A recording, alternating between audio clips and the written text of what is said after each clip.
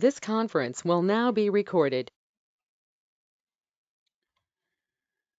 Alrighty, let's see. Screen should be shared, camera off. All right, if you can see the screen, great. If not, that's rough. But my name is Dan McKinley. We're here for class 001 Combat 101. It's basically a basic overview of information to prepare a platoon for patrol-based operations, and it's a series of classes. This is the first one. It's going to be fairly boring, but it's the stuff we got to get through to get to the more exciting stuff. You got to crawl before you can walk, before you can run, right?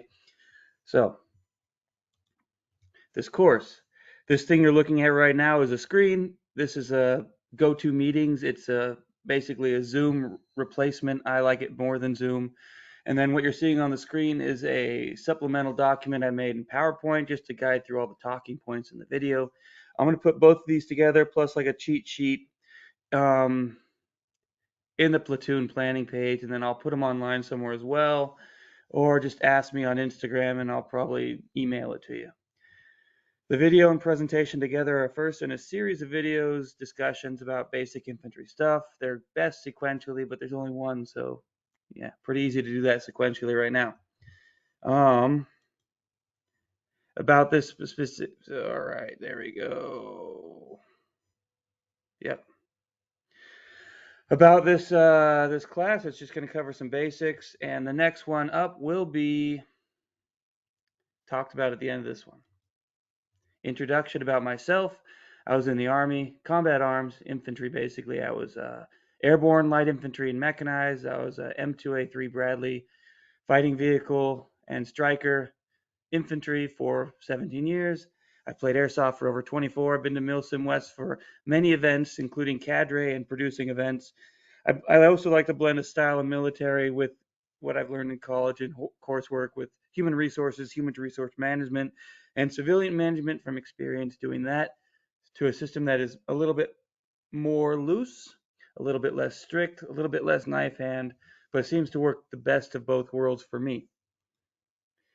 The references to look at this, the biggest one is, of course, FM 7-8 there in the middle, the Infantry Rifle Platoon Squad, aka the Infantryman's Bible. That has all the information you need to know. It's the source code for everything else that's come after it. The next one is the FM 3-21.8. It's the exact same thing. It's just, well, not exact. It's the same book, but it's updated. They took out some things like battle drills, or they spread them around. It's in a different format. It's just a little bit different, newer. I prefer 7-8. That's what I was grown and raised on. Results may vary. 7 FM7 is training for how to make training. FM3 is operations. I believe FM6 or 6-22 is leadership, but for the purpose of this class, we will be using FM 7-8. And of course, FMFRP 12-18, Yujijung. Remember, China wins wars. All right. Terminal learning objectives for this course. Learn the fundamentals of combat, the theory, the fundamentals of structure, and what the infantry mission is, and how the combat power affects that theory. Learn about critical roles of the individual soldier and leaders and training, and then learn all of the different components of platoon operations and how they work in a platoon setting, movement, offense, and defense, and of course with security being ever present. So, task, learn these things. The conditions is the internet. You can pause these courses at any time and go back and reference it.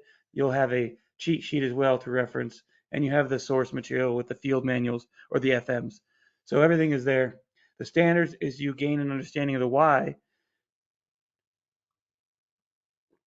so that in the future, when we learn the specific stuff, the nitty-gritty, the structure, the fundamentals, you can understand the reason we do it, and you have a better base of knowledge so that you pick up those other skills better and you apply them more from a theoretical standpoint instead of just blindly rehearsing battle drills and bullet points.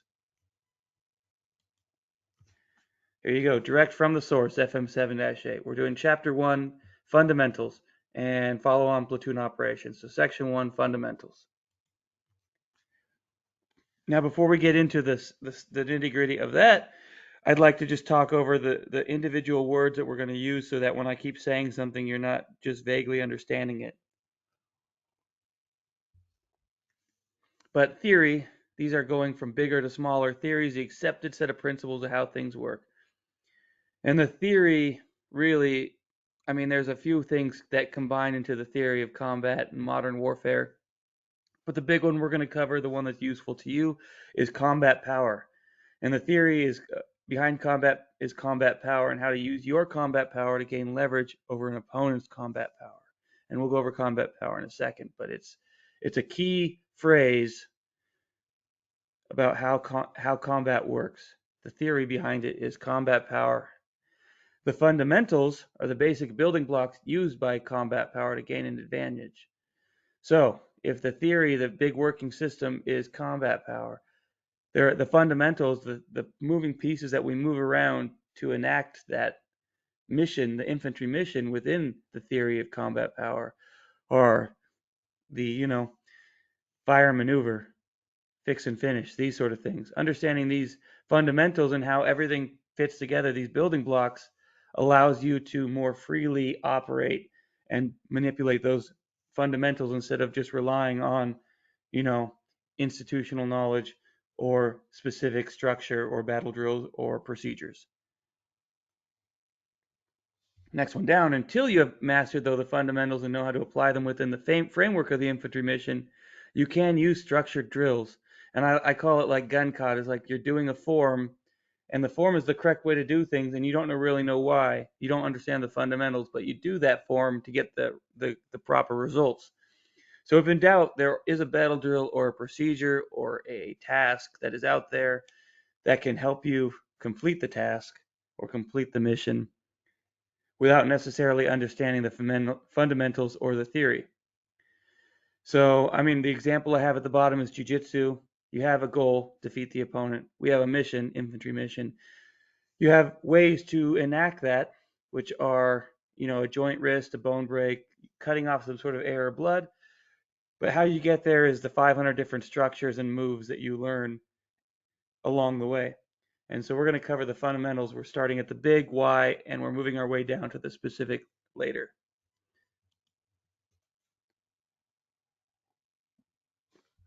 As I said earlier, the biggest thing we're going to go with theory is combat power. But there are other things within it. U.S. Army doctrine, they used to call it air-land battle. FM 3-21.8, they have the law of land warfare. I'm not going to get caught up in too much of this stuff. You can read this if you want. You can pause it and read it if you want. But realistically, the useful thing we're going to look at for fundamentals is combat power and how we use combat power, which is the theory, to complete the infantry mission, which is the why we do it. All right. So, the infantry mission. I mean, Airsoft is not necessarily infantry, but we're playing infantry, so this is the goal. This is the overall goal of what we're doing and why. The mission of the infantry is to close with the enemy by means of fire maneuver in order to destroy or capture him, repel his assaults by fire, close combat, and counterattack. Meaning, our mission is to get close enough to the enemy to kill them. And we're going to use fire and maneuver, which are two, fundamentals of combat power, in order to destroy them or capture them, not so much in airsoft, but capture them or repel their assault, meaning make them leave or stop them from killing us with fire, close combat, and counterattack. All right. So the theory is combat power. The doctrine that guides infantry forces is based on the four elements of combat power. Of course, this is FM 7-8 era. It now has a few more things. Leadership has been sort of expanded to command in a few different things, and we'll get to that in the next slide. And sustainment has been added, which was more or less a piece of protection. So I just like to keep it simple with the four basic elements here of combat power or fundamentals, and know that in the updated version of 3-21.8, in that new field manual, they've added a few more things and kind of broken things down more specifically. So I'm doing boomer stuff here. So the first of the four elements of combat power, the fundamentals, is maneuver. Maneuver is movement. Movement of forces supported by fire to achieve a position of advantage from which to destroy the enemy. Meaning you move around, you get to the best spot that you can kill them, you gain an advantage, and you kill them. And if they're in a better spot, then you move out of the worst spot into a better spot or move away so that you don't get killed. Firepower. Capacity of a unit to deliver effective fires on a target. Firepower kills or suppresses the enemy in his positions, deceives the enemy, and supports maneuver. And so those two work together. So you kill them or suppress the enemy in their positions. You deceive them if you put so much firepower out they think there's a larger force, or you mask what you're doing, supporting maneuver, meaning you're firing, especially with blanks or real guns, and you're firing at the enemy and they don't see or they don't notice that you have another element moving somewhere else, so it supports that maneuver. It also deceives them, making them think that maybe there's a larger force here when another force is doing something somewhere else. So basically, you put effective fires on the target, that's firepower, to kill them or suppress them so they can't kill you. And you also suppress them so that you can move. Fire and maneuver go hand in hand. It's fire and maneuver, that's a basic phrase within the military world. The next one is protection, which is the conservation of the fighting potential of a force so that it can be applied at the decisive time and place. Now, protection from surprise, observation, detection, interference, espionage, sabotage, or annoyance. That's a direct quote from the 7-8. But it means the conservation of your fighting force, your combat power. That's what protection is. Meaning two basic considerations: the care of the soldier and his equipment, and actions to counter enemy combat power. So all of that together is more or less security, but security is just one small piece of protection. Combat power has protection as an overall arching thing, and then sustainment is sort of broken off from that in the new stuff, but you're conserving your forces, right? And it's not just your specific guys getting killed, which is part of it. Notice the second part, protection from surprise. If you have protection, which protection can be proactive, active or passive measures, right? You can have forces out forward in observation posts or listening posts, observation posts, OPs, LPOPs, right? So that you know when the enemy's coming with a large force and you don't get surprised. Surprise means that they've gotten to the point where they're enacting their combat power on you and you're not prepared. And so you often will take serious casualties from that or even lose positions or get completely routed in force, right? Observation. If you have forward elements protecting you, you can stop them from getting observation on your main elements. They no longer can get close enough because you have protection forward, so they don't know where your command element is. They don't know where your vehicle or your motor pool is. They don't know where you're keeping your ammo. They don't get close enough so they can't see you going over to the tree and unloading all the ammo and distributing it to your platoons. Protection can also be offensive, in interference. You can provide protection forward so that they can't see your main group. You can keep it forward so that if they were about to enact their plan, you stop them mid-stride while they're not ready and break up their formation so that they deploy early.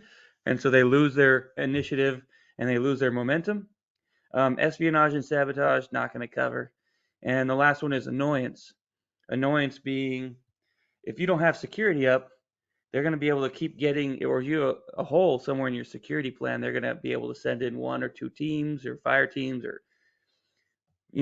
buddy teams even, or a squad, and they're going to keep causing massive problems for you and make it so you cannot get the proper rest, or you waste a bunch of ammo, or you can't enact your battle plan because they're constantly getting in because your security isn't up, your protection isn't up. And two basic considerations is care of the soldier and his equipment and the action to counter enemy combat power. A lot of what I just said was the action to counter enemy combat power. Stop the enemy from enacting their plan and killing you or annoying you or observing you and building a better plan for later. And the first half is care of the soldier and his equipment, which is conservation, like that first one. You're conserving your fighting force. And that's just keeping people alive. But it's also as simple as making sure there's a proper rest plan so that you guys have the energy to fight later. Your fighting force, your combat power is diminished when everyone's too tired to fight because you let them stay up Friday night during a 40-hour operation. And now everyone stayed up till 4 a.m. on Friday. Now no one has slept. So at 5 a.m., everyone's too sleepy to do anything, and a squad of guys with dual tubes comes in and just wrecks house, right? So part of protection is planning forward and conserving your energy systems, also not letting the dumb guy with the spaghetti strainer on his head as a helmet blow through all of his ammo and then go get more ammo and blow through all of it until you're combat ineffective because you can't resupply your guys with bullets.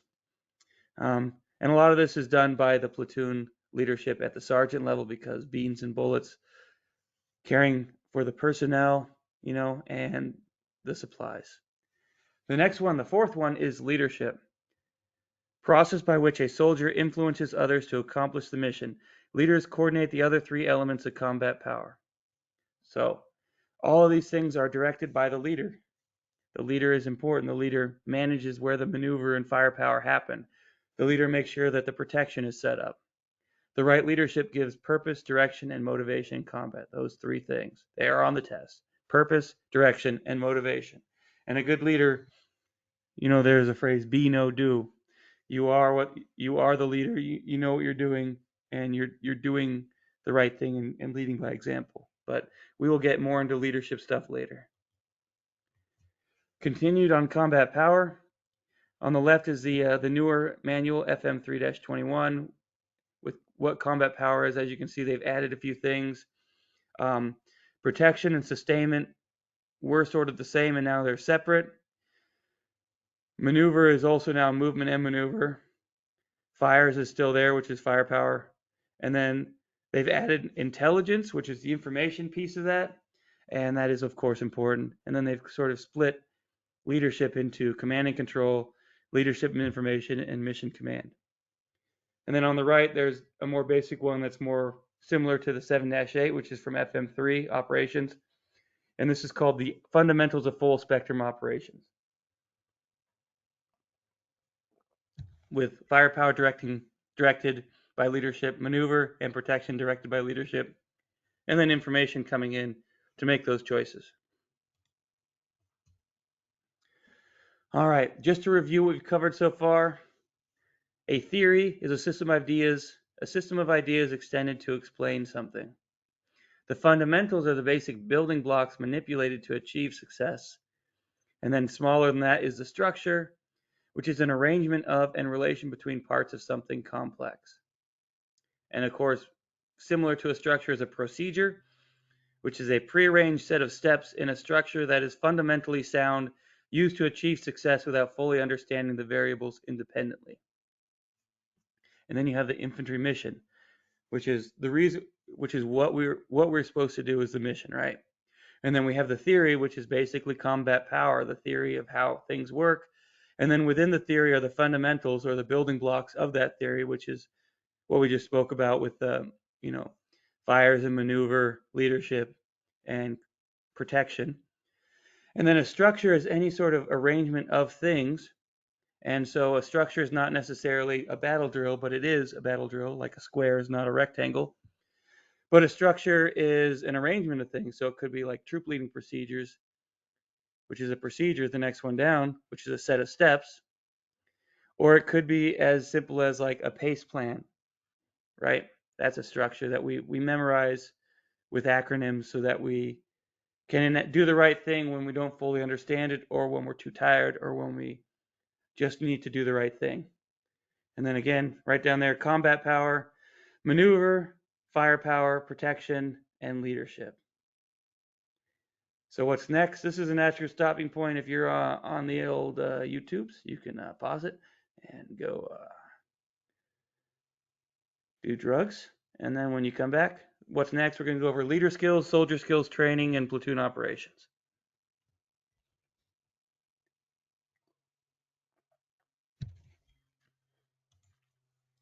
All right.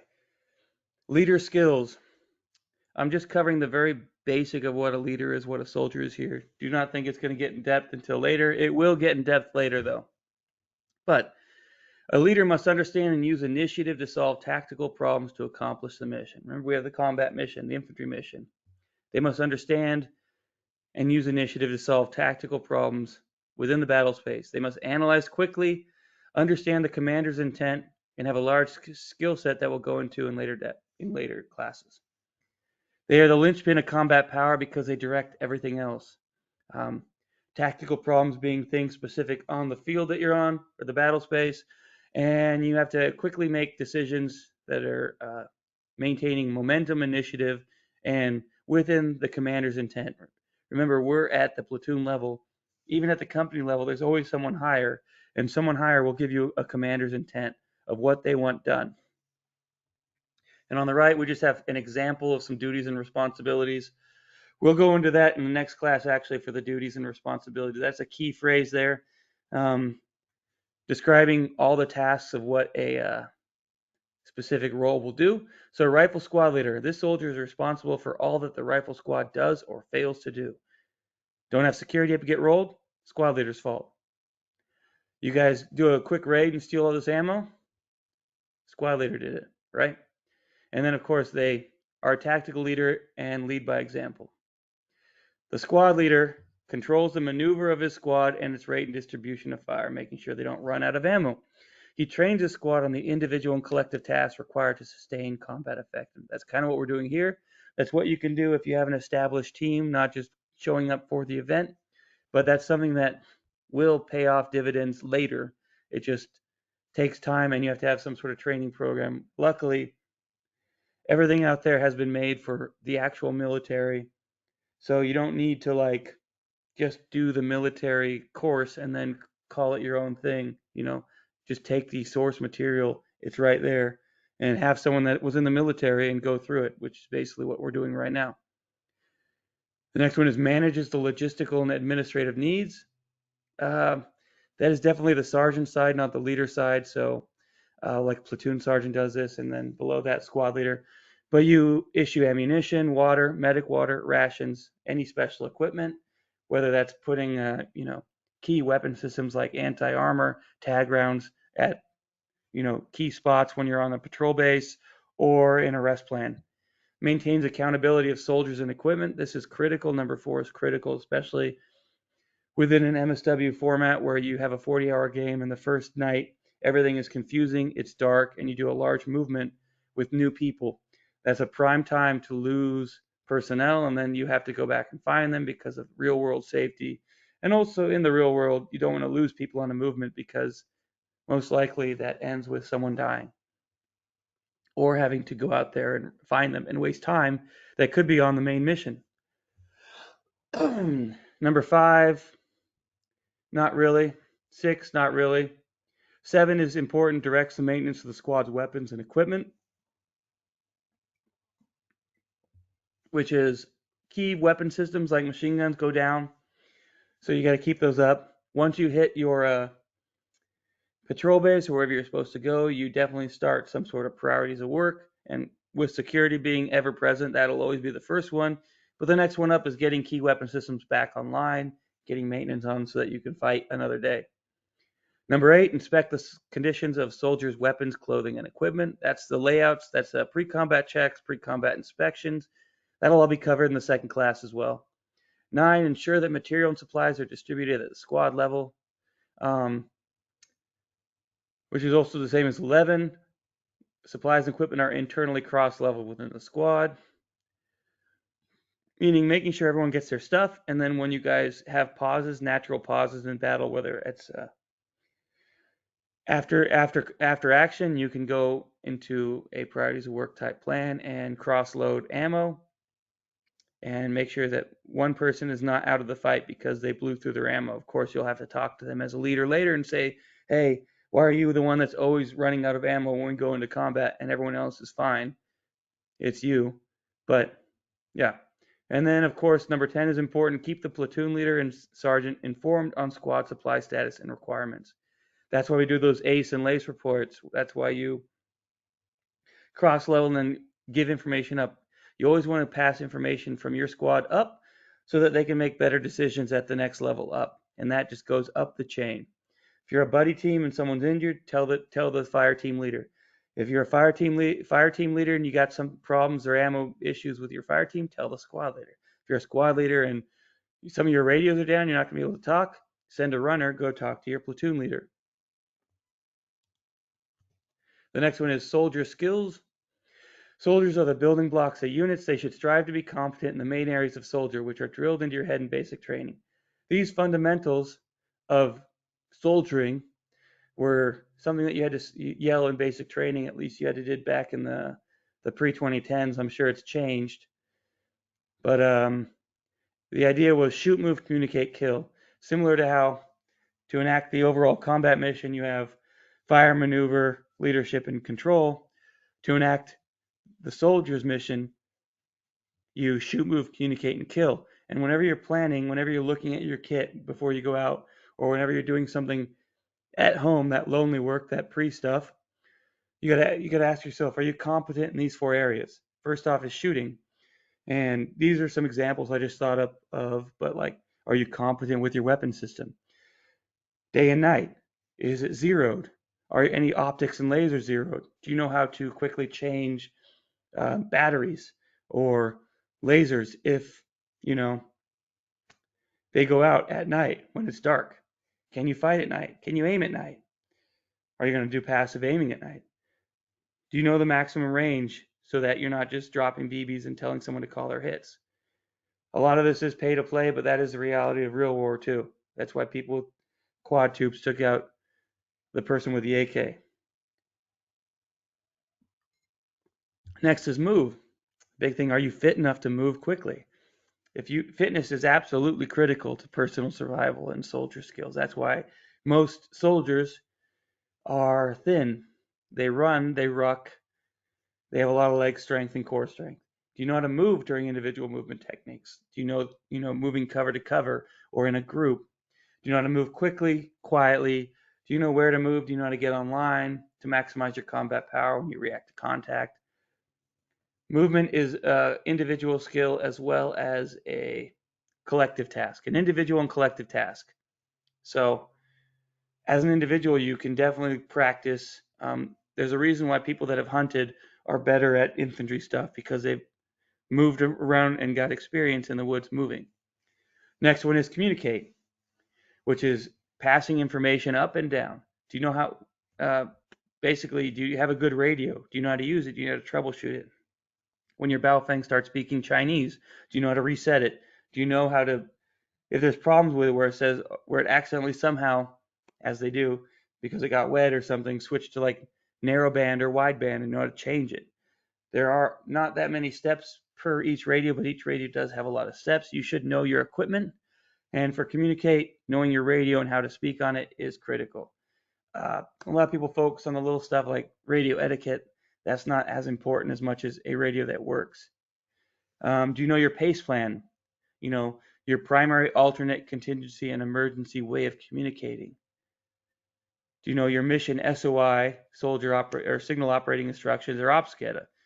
Do you have a radio? Do you know the hand-arm signals? Hand-arm signals could be used if everyone knew them. And can you make eye contact with a girl if you see her in a bar? If you can't, you're an airsofter. The last one is kill or survive. When I was back then in the Army in like around 2001, it was shoot, move, communicate, kill. Since then, it has moved to survive. Kill is just the will to kill, some Nietzsche type German will to power type stuff. But survive, that's what I took it from it. Survive, though, is the new one. It's a mixture of medical skills. You know, can you take your tourniquet out and stop the bleed? Do you have the mindset to stay alive and not just run blindly into the enemy fire and die? That is one thing that I don't know why, but I always see it. And I thought it was just an airsoft thing until the Ukraine war, and I see people do the same exact thing. And I guess people just legitimately do not understand. But like, if you're in a platoon moving up a road, right? And you are just a guy near the front, but you're the number 2 guy, and the number 1 guy is just dicking around, is not looking forward, is not on it. And you notice that and you say, oh, whatever, and you just keep kind of like walking. And I just see people moving like zombies and just like sheep into a fucking grinder.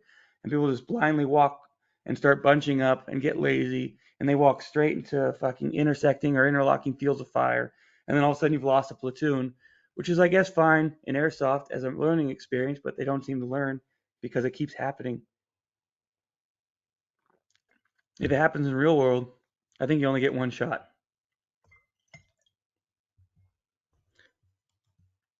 Training. Train like you fight. Training should progress. Um, there's a crawl, walk, run phases in the Army generally. A crawl would be like a self-study, like what you're doing right now, watching online courses, videos, reading these manuals that I've linked to, which are all free in PDF form on the internet. Dry fire practicing, mag reload practicing, going on runs with your kit, or moving with your kit through obstacle courses, or in a way that you can like figure out if it's uncomfortable or poorly designed or set up. And that moves to walk, which is more of a live fire with set parameters. In the Army, they call it situational training exercise or sticks lanes, meaning these have set parameters where let's say you're doing battle drill 1 alpha, you're doing a squad attack. There's a set number, small number of enemy opposing force OP4 out there so that you can enact with your doctrine of 3-to-1 odds to attack, and you move through it within a set area to do a set task, and you're only practicing a specific piece of the overall pie.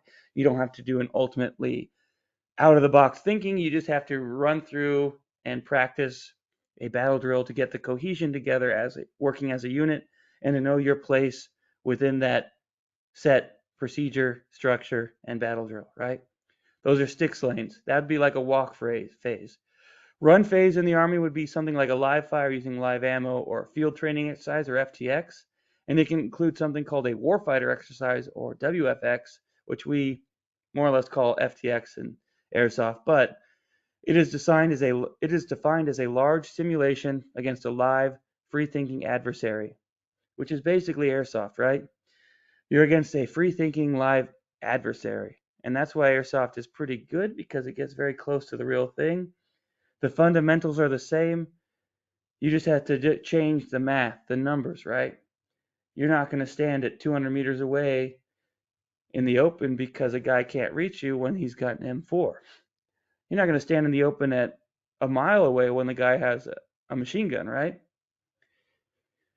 The closer you can get to the real thing, the better. Just like I said earlier with jiu-jitsu, there's a reason jiu-jitsu has eclipsed karate as a effective martial art.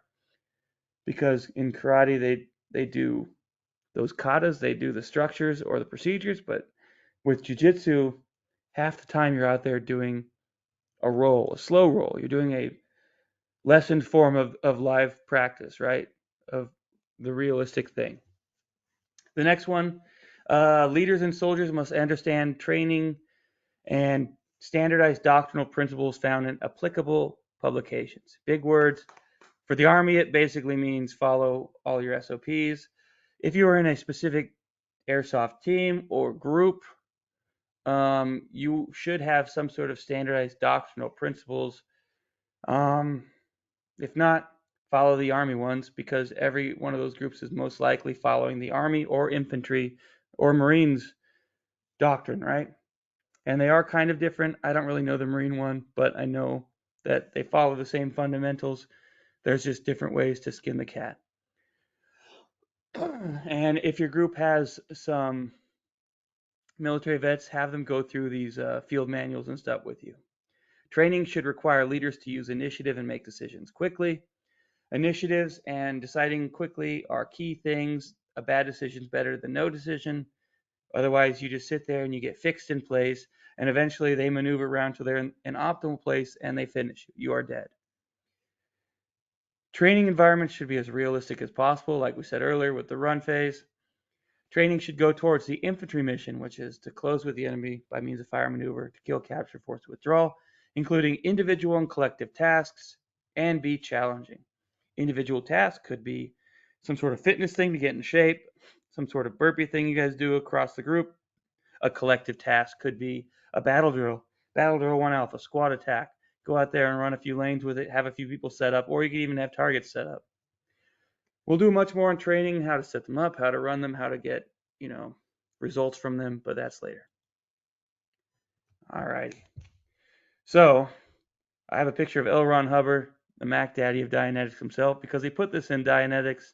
When reading a book, be very certain that you never go past a word you do not fully understand. The only reason a person gives up a study or becomes confused or unable to learn is because he or she has gone past a word that was not understood. Is that correct? I don't know. It's L. Ron Hubbard. But I will say, I see a lot of people that are enamored or like all of the very technical jargon from the military and think that gives them power by understanding it. And it's good to understand the verbiage. That's why we went over what a theory is, or a fundamental, or a procedure, or a structure, and how they are different. Because you need to know what the words are you're using, the vocabulary of the situation you're in, so that you can stay in the conversation and don't kind of drift off and get lost. One example is the very technical company and above level, like operations orders. I like to do mine in a sort of blend, a human resources versus army, where it's understandable at the lower level, hopefully. When they get too complicated and there's a lot of jargon, you start losing the individual soldiers, and then it becomes less useful as a way to pass information. So we'll do a natural pause here as well, like before, but what is next is we did section 1, which was fundamentals. Now we're going to go into platoon operations.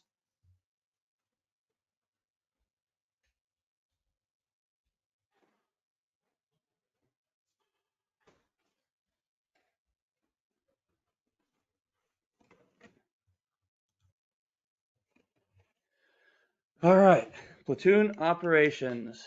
Infantry tasks to complete the infantry mission all fall under one of 3 tactical operations. So like I like to break everything down into its key bullet points, right? There was, of course, we'll go over the rest of the past stuff, but the infantry mission to close with the enemy by means of fire maneuver to kill, capture, force withdrawal of enemy troops. That is the mission. That's our goal. And within that goal, in the field, basically at any given time, we're only doing realistically one of 3 things: a movement, an offensive action, or a defensive action or task. And at all times, of course, we maintain security, which is protection and conservation. So we'll go over that as well at the platoon level. Now, the first one is infantry tasks to complete this mission. All judge the scenario on METT-TC. METT-TC is a buzzword a lot of chuds use, people that like to throw jargon around to sound important, but also a way that people that kind of know the terminology can say just to get out of explaining something. It's like, oh, it's METT-TC dependent, meaning the situation dictates is what it means. And what the situation is at a combat level in the field is mission, enemy, terrain, troops, time available, and civilians on the battlefield. So if we are out in the field, we are doing operations, completing an infantry mission, we're doing one of 3 things: movement and offense or defense. Those are our tactical operations, and always security. And whenever we do one of those operations, we're always keeping in the back of our head, we're looking at everything through the lens of METT-TC. First one is mission. So whenever you're thinking about something or making a decision, whether it's route selection or, where to attack from, you're thinking, okay, mission, what is my task and purpose for this operation? What is the commander's intent? What specified, implied, and essential tasks do I have to complete the mission and fulfill the commander's intent? Do I have, my unit, the higher units overall? And this is a very vague looking at everything. It's a holistic look, but like your task and purpose. What are you doing? The commander's intent, the one that's in charge of you, what is their goal? Within any order, there's going to be a commander's intent section where they say exactly what they want to see done. And within a commander's intent, you're going to have tasks, right? Task and purpose. Tasks are individual things to do. And within those tasks, there are 3 types: specified, implied, and essential. A specified task is and a specific thing you need to do that is told to you, right? You will move to point A and pull security facing this direction until time B, right? Well, there's implied tasks along the way. An implied task would be you will maintain security, and because this is an ambush, the implied task is that along the way you'll use your security or conservation of force, your protection, to make sure that you have security forward enough where you do not get seen by enemy observation posts. Meaning if you see them along the way because you have security so far forward, they will alert you and you'll redirect your group to get to that point A. So you can do that ambush. And then there are essential tasks. Maybe the overall thing is the commander's intent is to complete an ambush to disrupt the enemy's capabilities along route potato skins, right? Your essential task is that you will basically get to that point and disrupt them. If you complete your specified task getting to point A and setting up an ambush, and your implied task of not being noticed along the way, but then you do an ambush and you kick it off way too early and you do not at all hurt their combat power, you don't degrade their ability to fight, they just kind of like you only hit the first person, you don't fix them in place so they maneuver away from it, and you can't regain combat and you lose the initiative, you lose momentum, and you lose the advantage, and then they just kind of loop around and go past you, then you failed an essential task. You have not disrupted their combat power. You have not disrupted their mission or their ability to affect their combat powers on you.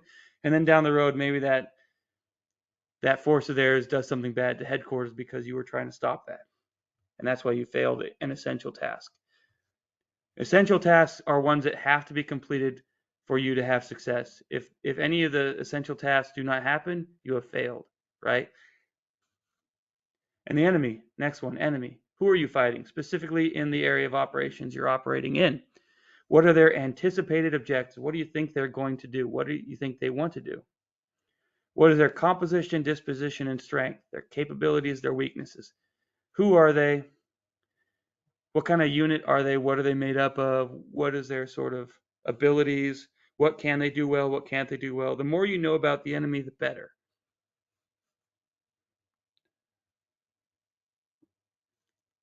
And then their anticipated COAs, course of actions. So like these are all things that are went over in depth in an operation order. Course of action is what they will do. The most likely course of action, or ML-COA, is what they will most likely do. And then the MD-COA is the most dangerous, which is what is the worst thing they could possibly do that would affect us. And then also factors that could influence their courses of action. Like if they really hate a unit from the other side and they know that they're in a certain spot, will they change their course of action and go towards that unit to kill them? Kind of like an example is Ukraine.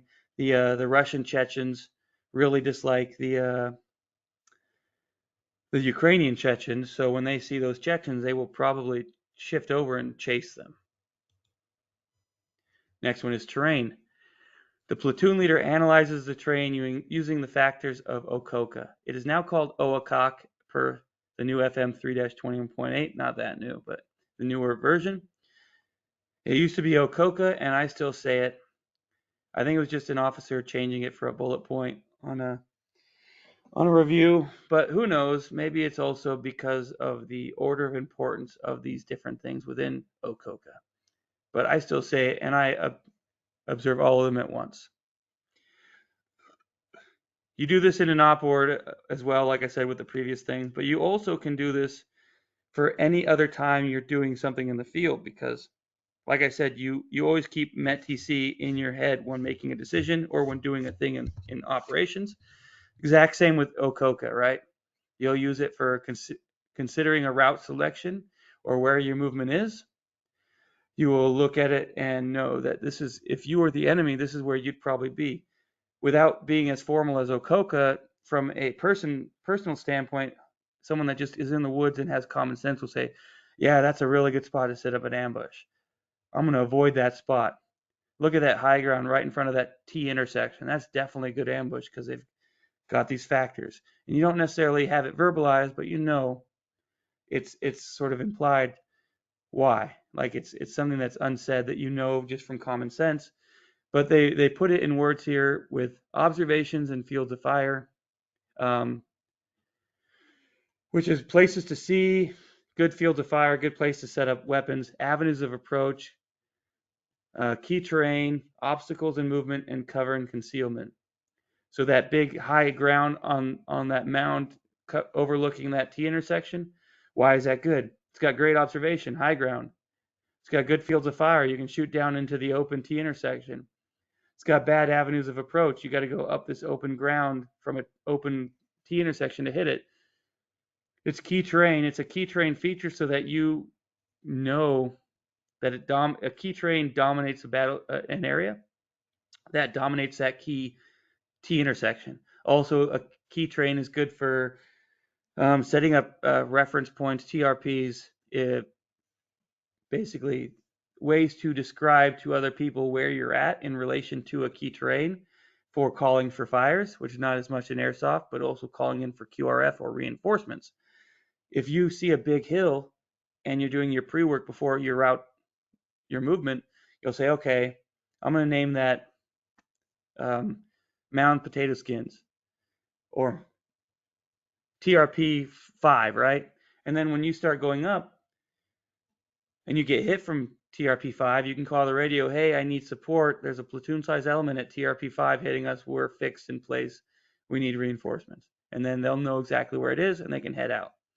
Another thing is obstacles and movement. Things that stop you from moving as quickly or altogether. Like a lake altogether stops you. A cliff altogether probably stops you. Things that slow you down, thick brush, swampy ground, mud. And then things that also make movement faster for planning would be like hardball roads, concrete, stuff like that, open fields. But then you have that speed versus security play there. And the next one is cover and concealment.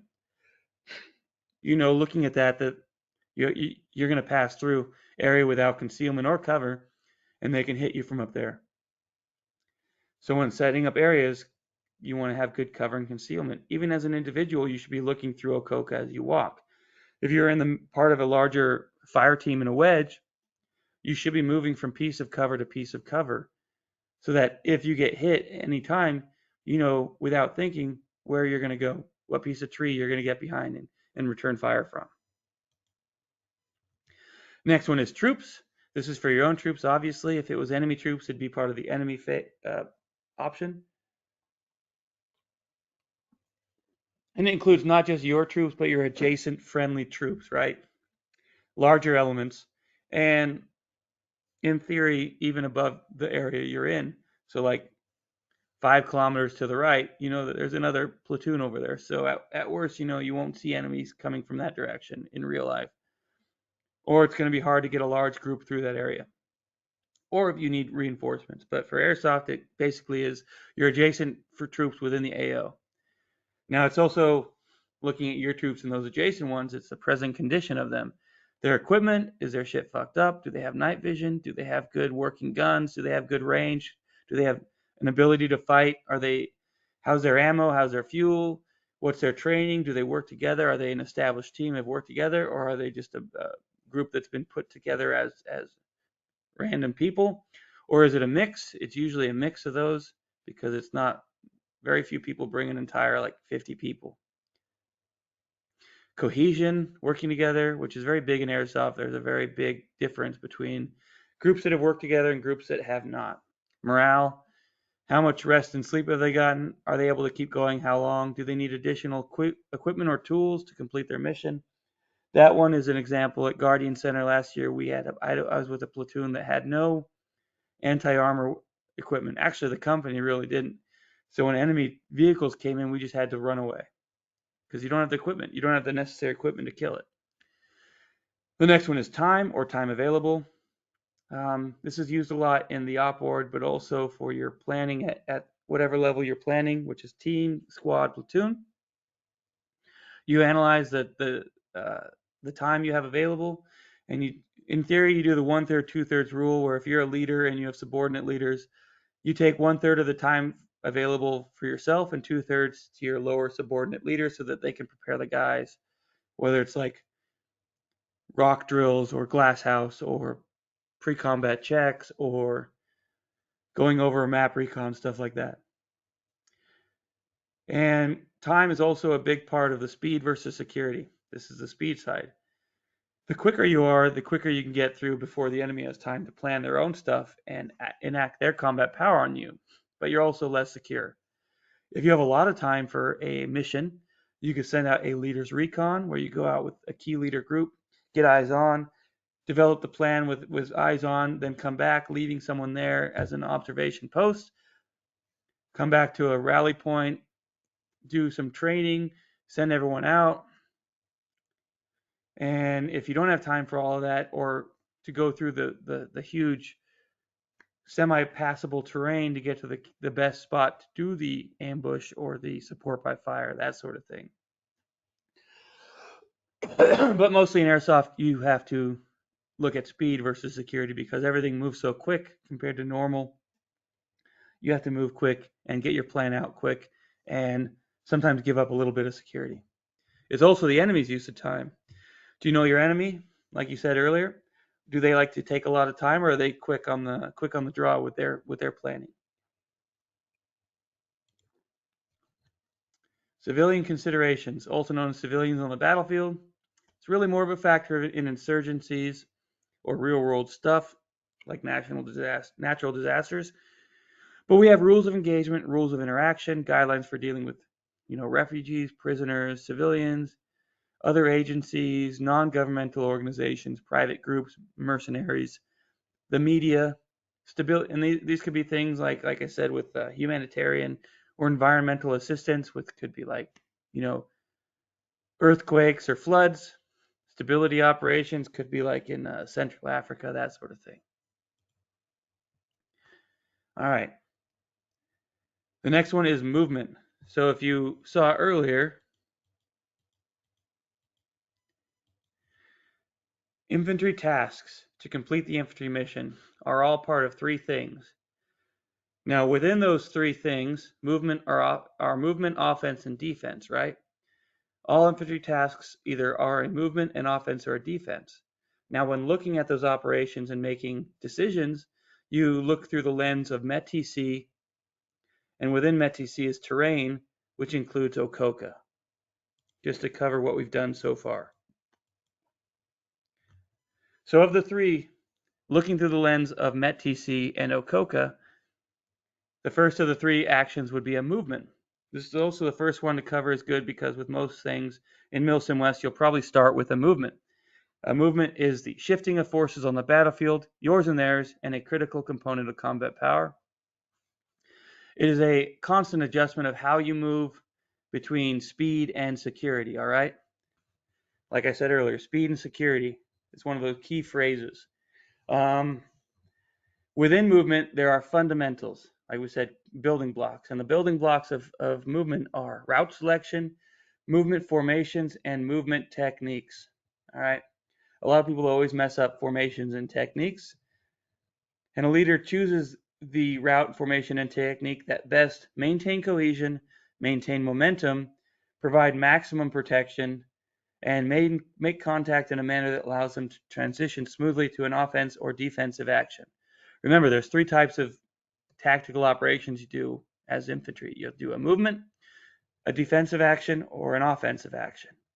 And if your movement is solid, you do a good plan, it should transition smoothly into a defensive action if you get hit, or an offensive action if you find a target of opportunity. And how your route is, where you choose, how spread out things are, what formation you choose, and your movement techniques are trying to provide cohesion between your guys, maintain your momentum in your mission, and maximize your protection or security. The first one is movement formations. And a formation is an arrangement of units and soldiers in relation to each other. Platoons and squads use formations for control, security, and flexibility. On the right is a table from 3-21.8. Primary formations with the hand-arm signal that correlates with it. Getting online, not a fan of it. It's good on the objective. Column and file is way overused. It's not good when you move to contact, whichever one uses it for, but it's great to get somewhere quickly. It's definitely more speed versus security. Then there's the V formation. I like the V formation. No one really uses it. It's hard when people use roads to walk, but it's very front facing, front towards enemy. And it's good to get that fire superiority if you get hit from the front. So if you're moving to contact and you know the enemy's to the front, it's a good one to use if the terrain allows it, if Okoka and METT-TC allow it. Wedge formation is very useful. Everyone does that with their squads and their fire team formations. Diamond is good if you don't have a bunch of troops in tow so that you need to get rear security. And I kind of ignore box and echelon formation. I like box when we're slowly moving around doing a reconnaissance by like area.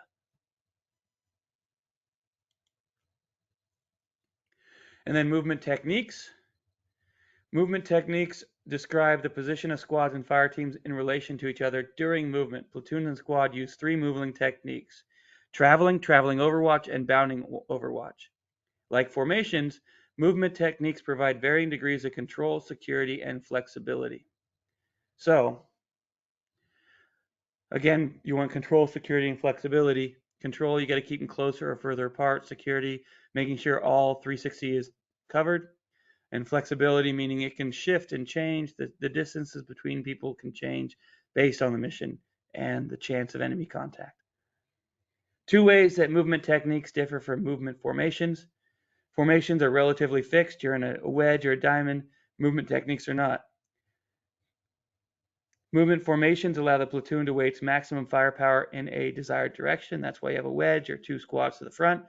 Movement techniques allow squads to make contact with the enemy with the smallest element possible, meaning leaders base their selection of a particular movement technique on the likelihood of enemy contact and the requirement for speed.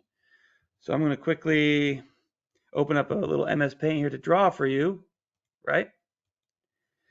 So, a movement formation. Well, we're just going to cover what the difference is and how movement formation and techniques work. Remember, the 3 fundamentals of movement are route selection, formations, and techniques. We're not going to go over route selection. That's a leader task we'll get into later. But the most standard formation you're going to see is the wedge, right? Where you have a fire team on at the leader at the front. You have a biggest weapon on the one side, like an automatic rifle or saw.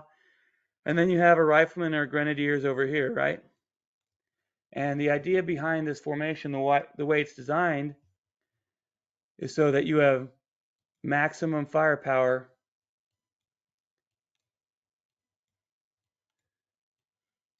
to the front, to the sides, and you don't have as much to the back, but because of that, the goal is actually to use it in relation to, let's hear is a squad leader, and they have another wedge, right? This is very basic stuff you've probably all seen, but you don't need rear security over here because you're being covered by these guys. And then they continue the security along the flank, so there's no spot that's unsecure. It's also a good formation because it's designed to quickly get online. If there is an enemy here and you're coming up on them, and he's your first guy, right?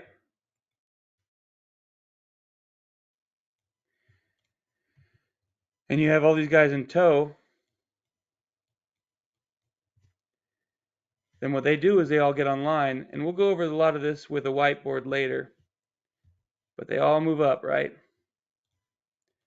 And the reason behind that is that they're all in this wedge, is that so no one's covering each other, meaning they're not in the way of each other. If this is a bad guy, everyone can hit him from their first spot,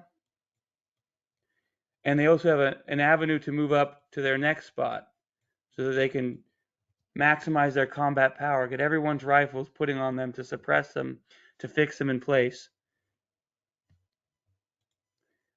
And that's what a movement formation is. And of course, the biggest ones out there that everyone sees is that wedge right there, or a line of people, or a wedge of people, or a diamond of people. That's what you mostly see. Now with a line, it's faster because it's easier to control. There's not as much flexibility. If you get hit from the front, you've only got one guy right here being hit, and then everyone else is stuck, and everyone has to do all these huge movements to get on line, right? Whereas with a wedge, they can get online quicker. And with a diamond, it's a little harder to get online for that last guy because they have to go all the way around, but they have the added security in the rear. You're moving separately without another group. So maybe you'll have one, the first fire team will be a diamond, the next one will be a wedge. Or the first one will be a wedge, the next one will be a diamond. So you have full 360 security, right? Now the difference between that's a formation. A movement technique, there are three types. Traveling, which means you're just walking forward. Whatever that movement formation is, you're just walking forward, movement to contact, right? The next one is traveling overwatch and bounding overwatch. These two are the same in that they are bounding with an overwatch, right? Or they both have an overwatch. So if you have, let's say you have a two wedge group, right? What you're going to do when you move is one moves up, sets up a position. The next one then moves, and they hold there. That's now a temporary support by fire. And then the next group moves to the side and moves up here, and then they stop and they set up their support by fire. And once they're set, this group moves.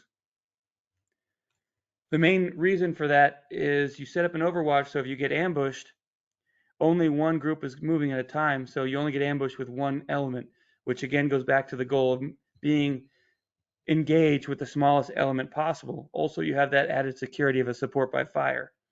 This is much easier to do in the real world where the rifle ranges are hundreds of meters, not dozens of meters, but it is still possible with airsoft. You just have to scale the numbers. The only difference between traveling overwatch and bounding overwatch is how you move between yeah, there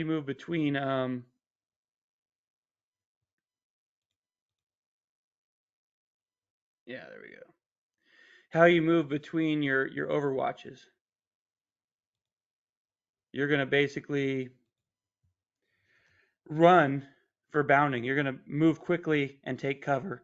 It takes a lot more energy, but the idea is traveling when enemy contact's not likely, traveling overwatch and enemy contact is possible, and bounding overwatch when enemy contact is likely, right? But with airsoft, it's always likely because it's a high threat area. And instead of constantly bounding, I like to stick with traveling overwatch regardless of the situation.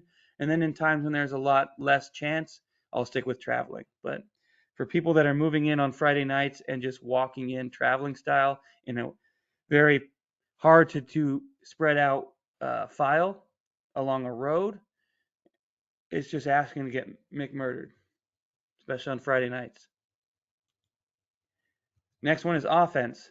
The primary purpose of the offense is to decisively defeat, destroy, or neutralize the enemy force, or to seize key terrain.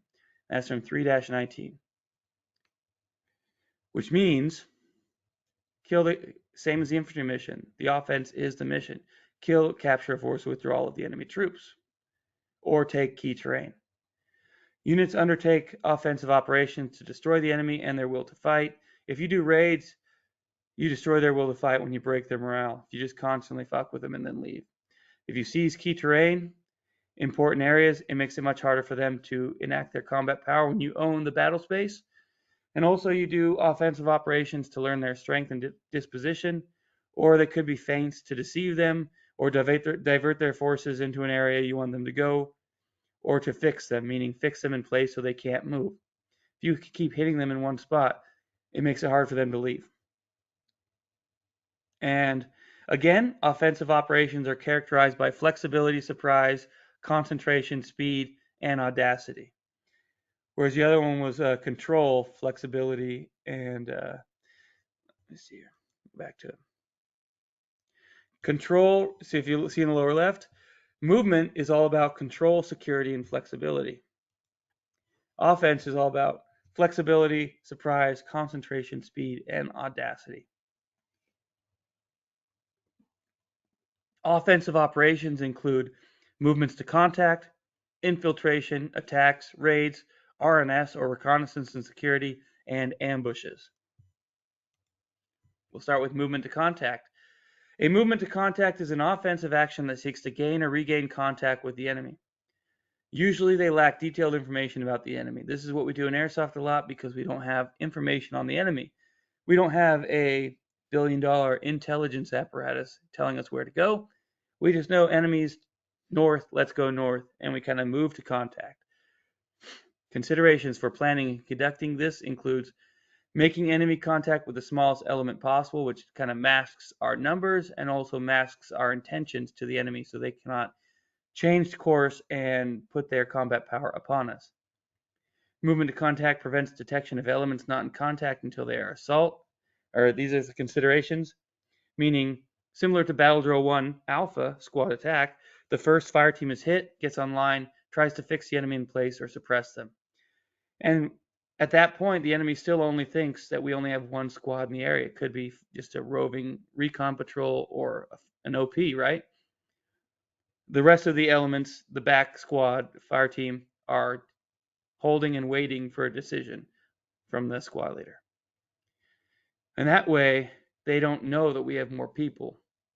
Also, consideration for a movement to contact is to maintain 360-degree security. With the limited information of the enemy, it's very important to keep that security up.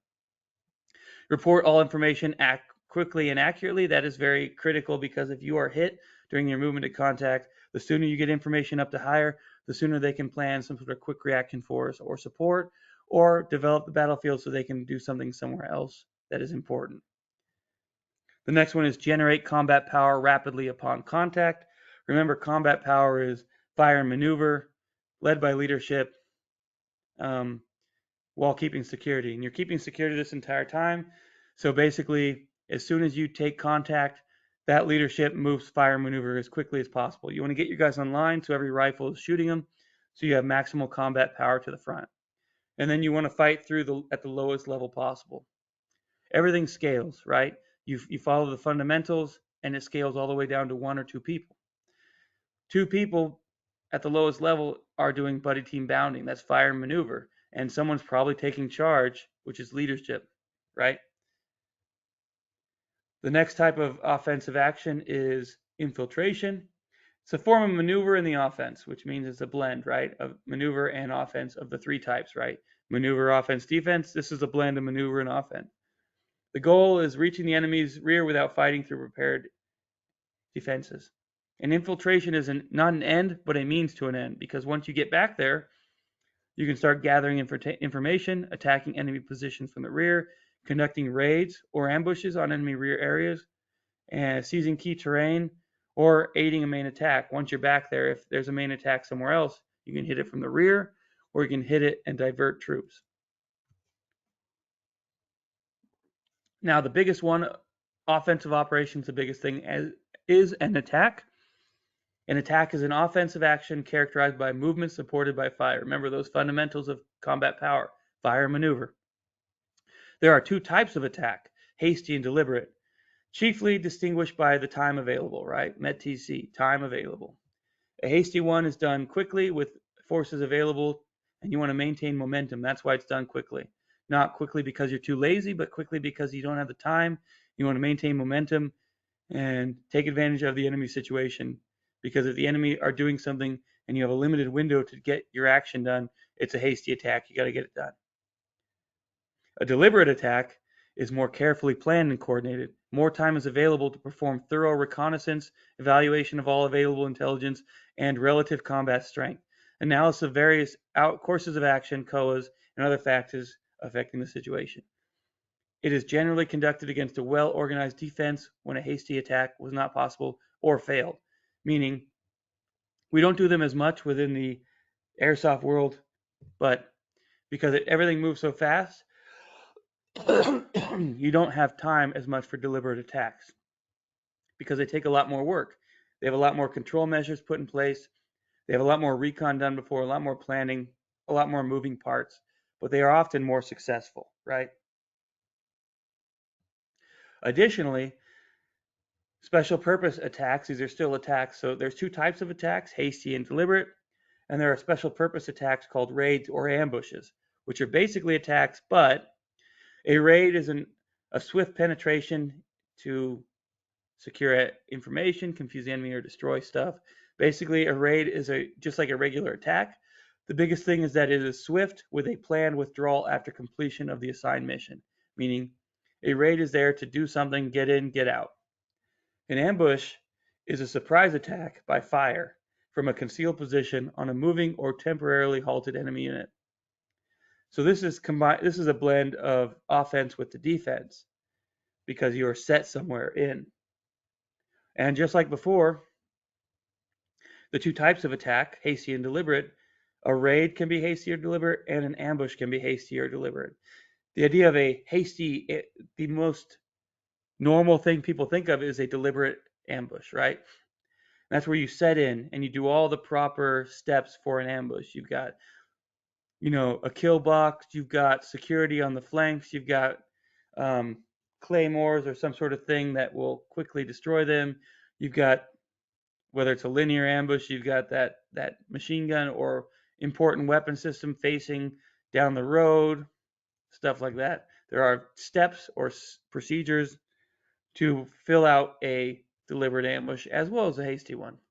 But a hasty one is more often seen where let's say you're moving, you have good security forward, so you get intelligence of enemy before they see you, and you know that you see an enemy squad size element moving from the north to the southeast along a route. You can pull back and quickly set up a hasty ambush.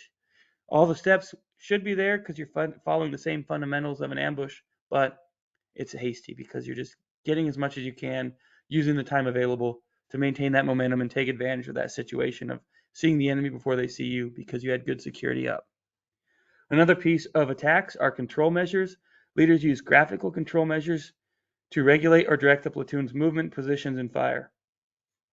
Control measures are things done to help leadership control a situation or direct the course of a situation. So things like an assembly area, attack position, line of departure, boundaries, routes, release points, start points, axis of advance, direction of attack, phase lines, checkpoints, assault positions, objectives, contact point, link-up point, infiltration lane, probable line of deployment, and limit of advance. So whenever you get briefed on a movement, right, you're going to say, we SP from, and then you give a position, right? And then we're going to go past this line of departure. So SP is a start point, and then you're going to go all the way to an RP, and you're going to leave an assembly area. So these are all just key verbs, right? Verbiage, right? Key phrases and terminology that are used, but also are actual measures to control how a movement, an attack, or a defense flows. Next one is defense. The primary purpose of the defense is to repel, to defeat, or to destroy an enemy attack and to gain initiative for the offense. Again, it's hard, but you do want to gain initiative even on the back foot when you're defending. The challenge of the defender is to retain the initiative, that is, to keep the enemy reacting and unable to execute their own plan. This can be done through careful planning, preparation, coordination, rehearsal. So it is hard, but if you have a solid line of defense and a quick reaction force set up and a plan with adjacent units, leaders will plan and establish the defense to find the enemy first without being found. That means you have forward observation posts that will locate the enemy before they get to you. so that you can actually not be surprised and enact a better defense. You want to fix the enemy with obstacles and fires, meaning use the terrain around you to your advantage, funnel them into places, have terrain set up.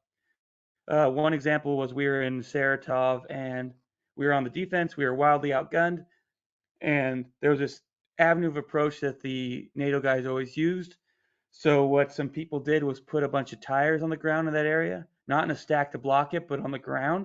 And so when they came around that area, they kept tripping through the tires, which was funny. Locate or create a weakness in the enemy's attack plan. Let's say they have this huge attack plan, but they don't have a support by fire, or they have an exposed flank. You can send QF around and try to get behind them.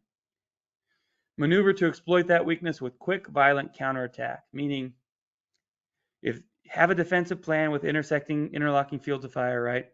But have a plan for a counterattack or how it's going to happen so that once they do their attack, they're no longer organized and they're gathering somewhere else. That's a perfect time to hit them back.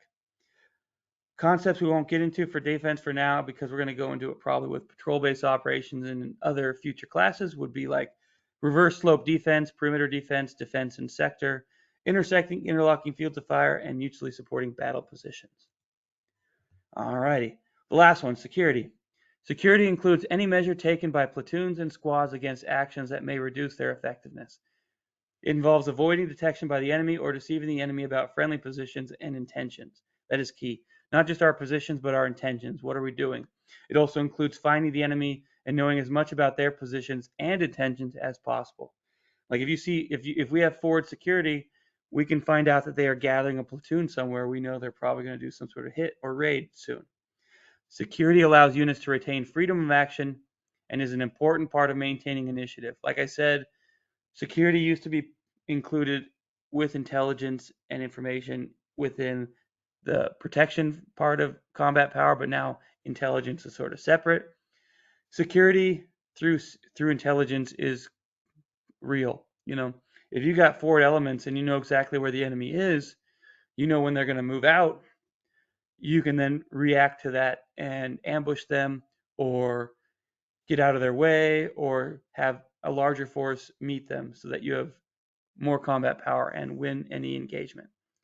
Security is a key component of protection, a fundamental of combat power. The requirement for security is an inherent part of all platoon operations, and one of those points is that you should secure yourselves whenever you move, attack, or defend. Security is on you. As a fire team, as a squad, as a platoon, you should have your own internal security, even if someone else says they have it.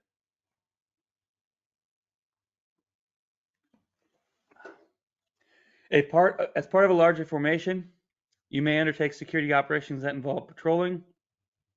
Remember, patrols forward do provide security, especially for your rear areas, rear echelons. Establishing squad-size OPs on a screen line or OPs in general, meaning if you have guys forward, you know where the bad guys are at. So you can get that flank, or if you can get those OPs to warn you what they're doing, and you can develop the battlefield. The more you develop the battlefield, the more secure you are because you know where the enemy is. Or executing advanced flank or rear guard missions for the main body in a movement to contact. Meaning, when you do a movement to contact, don't do it the standard way where you just take a main MSR, a main supply route, or a main road, and you just walk until you get hit in the file, right? Or a staggered column. A proper security posture would be, even if you have to do that road thing, you would kick out elements on your left and right and rear and front, security elements. So you would have maybe a fire team on each side that would warn you if you're about to get hit. They might take the brunt of it, which means that you engage with the smallest unit possible, which is just your security element. They might get messed up, but you conserve the entire platoon by losing a fire team, right?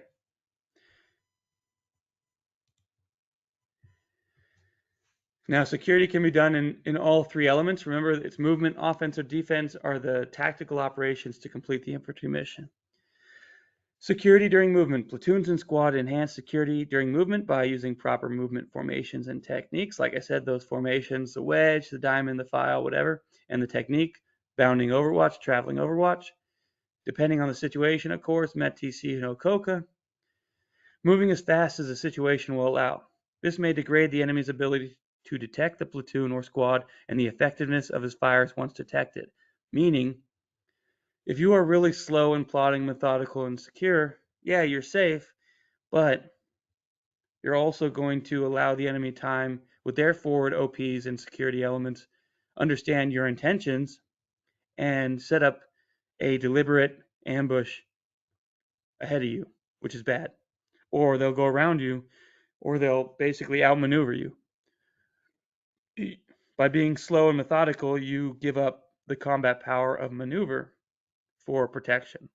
Again, it's a play. It's a play between all four of them. You can't necessarily have all of them perfect. Moving along terrain that offers cover and concealment, enforcing noise and light discipline. That's one I hate. Everyone keeps using red lights all the time, not realizing that red lights are still highly visible for long distances. The only benefit of red light is that you don't lose your own night vision, right? Using proper camouflage techniques, meaning not wearing universal camouflage pattern.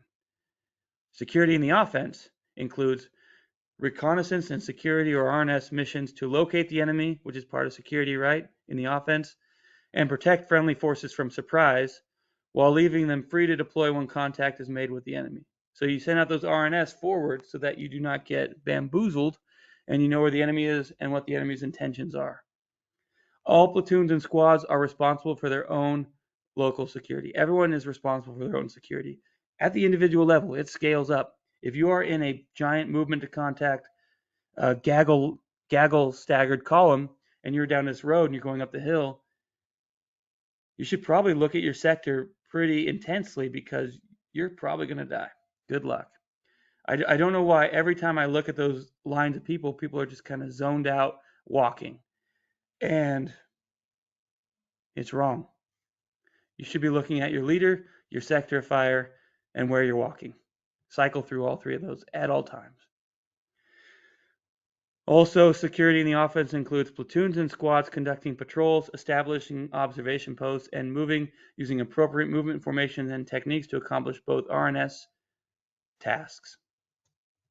Security in the defense. In the defense, platoons and squad use both active and passive measures to enhance security. Platoons add to their security by actions taken to deny enemy RNS reconnaissance elements, accurate information on friendly positions, and this includes the destruction of enemy reconnaissance elements and the use of deception measures. Deception is hard to do, but the biggest thing is be as small and quiet as you can so they don't know you're there and they don't think you're as big as you are, which takes discipline. The other thing is sending out forward elements, whether they're squads or observation posts, forward to conduct your own security through intelligence gathering to stop you from getting ambushed, but also stops their reconnaissance guys from getting close and getting eyes on your patrol base. Because then they can start doing deliberate raids and going after your ammo or medical supplies, right? Now, within security and the defense, like I said, there are active and passive measures. Active are things you will actively do. Passive are things that should be just done as part of your standards at all times without thinking about them. So passive measures are including camouflage. You're not bright. You're not wearing stupid glowy stuff. Movement control. You're moving quietly and using the proper terrain to be quiet. Noise and light discipline. You're not sitting there laughing and making huge noise in your patrol base unless you have forward elements that are doing, that active, aggressive, offensive security. So you know there's no enemy in the area and you can kind of relax a bit. I know there is a play between fun and serious here, but in a perfect world, you are quiet in the patrol base and not making a huge mess. Next is proper RTO or radio commo procedures. That's a passive measure to keep security. You're not on the radio a bunch. You're not keeping a loud radio, just chatting into the forest. You're properly doing all procedures to keep your commo line secure so they can't find you. Some people can also now with digital radios and DMRs and stuff find your location via radio signal or electronic signal, meaning they can actually zoom in and triangulate on your location based on your electronic output. And that's sort of a next level thing. That's probably the next uh, overpowered step after thermals, mass thermal use. And the next one is night vision device. It's a passive measure to keep safe by having night vision so you can see at night. Half the time is night, right? You should fight at all times.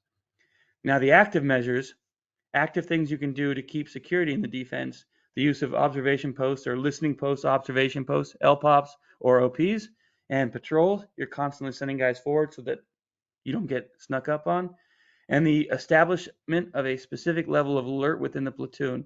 And this can be, of course, adjusted based on METT-TC or OCOCA, but like if you're on a high alert, you've got a 40% security. Like let's say you're doing a priorities of work. You just got to a patrol base and you want to set into some security and start resting. But you think that there's enemy in the area, or it's like the time when enemy attack a lot, like 4 a.m. So what you want to do is you want to adjust your threat level or your level of alert and say, okay, it was not a risk of attack at noon, so we had 25% security. Now it's a huge chance of attack, so let's bump it up for the next 2 hours to a 50% security, which meaning half your guys are facing out on security. And then the next one is the establishment of stand 2 times. As you know, French and Indians attack at dawn or dusk, right? That's also the time when all the night vision starts wigging out. So it's actually better for the low effort militia guys to fight then, because if they had the planning background and discipline and they attacked at those 2 times, they would wreck some house, but they don't. But a stand 2 time is good to get everyone up. It's a known time when everyone should be up in the platoon ready to go. You don't necessarily have to do something, but you want everyone up. And that way, because you're expecting, contact, or if contact does happen, you're ready before other platoons. All right, we did it. To review, Section 1, fundamentals. We covered the basic fundamentals, the verbiage, right, of a theory, a fundamental, and a structure, as well as a procedure. We talked about the infantry mission, the what we're doing. We talked about combat power, which are the fundamentals of the theory, right? The combat power theory has fundamentals which are fire, maneuver, leadership, and basically security or protection. We talked about what the leader is and what the soldier is and what their tasks are and what they can do, how they can think, how they can get better. We talked briefly about training and how we're going to go into that in the future. Section 2, we talked about platoon operations, how there are 3 tactical operations that the infantry do, and everything falls realistically under one of those 3 tactical operations, which is movement, offense, and defense. And of course, we covered security as well, because security is inherent in everything, because that is a critical component and a component of combat power. We talked about the lenses from which you look at the battle space and make all decisions, which is METT-TC, which includes OCOCA, which is mission, enemy, troops, terrain, time available, civilians on the battlefield. And then within terrain, you have OCOCA, which is observation, fields of fire, cover and concealment, obstacles and movement, key terrain features and avenues of approach. We covered movement. There are 3 fundamentals of movement, which is route selection, movement formations, and movement techniques.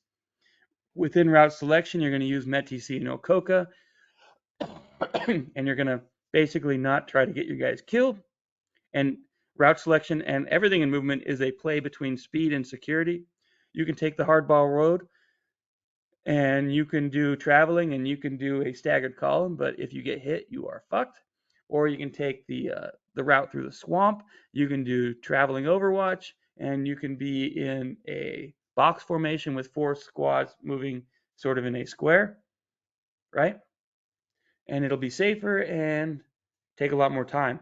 Speed versus security, right? And then you got the formations. You got the biggest ones being column, wedge, line, diamond, and then I like the V. Then you have techniques, which are traveling overwatch, and bounding overwatch. Covering the offense, you have a hasty or deliberate type of attack. The types of attack include movement to contact, infiltration, attack, And then an attack has special, which is reconnaissance, surveillance, raid, and ambush. And then you have control measures used to control the attack during the chaos of the offense, right? Then you have defense, which is going to be defense in depth, interlocking, intersecting fields of fire. Then you have security. Within security, it is omnipresent at all times, should be. You're responsible for your own security. And there are active and passive measures you can do to maintain security. So, this was a very basic course covering the fundamentals, right? The goal was for you to understand the why behind what we do and how the fundamentals work together and how the operational environment exists and can be controlled or manipulated. It was a lot of talk, boring maybe, and technical stuff, but I wanted to get through the basics before we get into the more interactive stuff like reacting to contact and action on the objective. Next week's class should be the bullet points to the right is what I'm looking at. And I think the third class will be probably the most fun, but the next class will be, we're going to talk about task org or task organization, the capabilities, roles, and organizational characteristics of the infantry platoon and squad, and the MTO, which is the modified table of organization and equipment, and what that actually means, not just calling a roster an MTO, right? There's a way to do it to military standard that no one really does right now. They just, every now and then, some people will throw in some of the buzzwords, but no one's doing it. The next one is duties and responsibilities of all the roles within a platoon and squad, from the down to the lowest rifleman up to the platoon leader. The employment considerations and attachments and special weapons. So we're going to talk about all the different roles within the infantry, from the lowest person to the highest, what their duties are, their responsibilities, where they fit into the bigger picture, and then we're going to go over the task org of where they fit into a larger unit, teams, squads, the ideal, the Army style, the Marine style, and why they're put in those sort of formations or organizational lists, and how you can play around with those and use the fundamentals so you can design your own squads and optimize them for your own games. The next one we're going to do is pre-event preparation, which is going to talk about all the stuff from this class right now until the event starts in May. Basically everything that we need to do as individuals and as leaders, from pre-combat checks, inspections, training plans, backwards planning, troop leading procedures, and then what I'm calling assembly area operations, which is basically everything from now until the safety brief when we start our movement, which is our SP time. And as you heard earlier, a control measure was an SP, which is a start point, right? That's when you start a movement. And then the last thing will be a movement to contact. And I'm going to basically just cover in depth one, more or less a battle drill, which is movement to contact, where you receive the mission, the preparation for it, how to do route selection for it, and the movement during the movement to contact, and then actions upon contact, and how to do all the reporting, which are ticks, SALT, and salute reports. If there are any questions, which of course there are not, because I was going to initially do this as a video conference, and then I decided to do it at 1 a.m. So I'm just going to do it as a class. I'm going to upload it to YouTube. Check the player group for information on how to get the PowerPoint that goes along with this, and there will also be a cheat sheet in there.